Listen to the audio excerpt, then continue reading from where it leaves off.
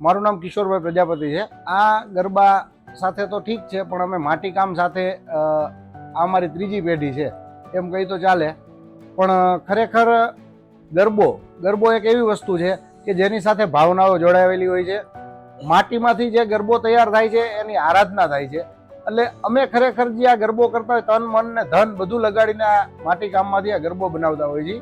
અને આ ગરબો જેની ઘરે જાય એની ઘરે સુખ સમૃદ્ધિ અને માતાજીનો વાસ થાય એવી પ્રાર્થના કરતા હોય છીએ અમે।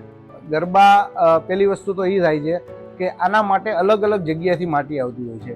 જેમ કે નદીમાંથી આવતી હોય, નદીમાંથી એને ખારો કહેવામાં આવે। અમુક જગ્યાએથી જૂની માટી નીકળતી હોય જેને બુટવો કહેવામાં આવે। એટલે એવી ઘણી બધી માટીનું મિશ્રણ હોય, એને અમે રાતે પલાળી અને સવારે એને ધોઈ અને ખાલી ઉપરથી માટી કાઢી હેઠે કાંકરા રહેવા દઈએ છીએ અને એ બધું મિશ્રણ કરી અને પછી અમારી પાસે એક પદ્મિલ જેનું નામ મશીન છે એમાં નાખી અને એની હાવ બારીક માટી બનાવીને આ ગરબો બનાવીએ છીએ। ભાવમાં તો એવું છે સાહેબ કે ખરેખર આનું કોઈ ભાવ ન હોય, પણ અમારી એક મહેનત હોય છે, એક મજૂરી હોય છે અને આનાથી અમારું ગુજરાન હાલતું હોય છે। એટલે ગયા વર્ષે 15 થી 17 રૂપિયા ભાવ હાલતો હતો કાચા ગરબાનો અમારે ત્યાંથી, અને 5% જેવો વધારો થયો એટલે અત્યારે અમે 20 રૂપિયા લઈએ છીએ હોલસેલ ભાવ।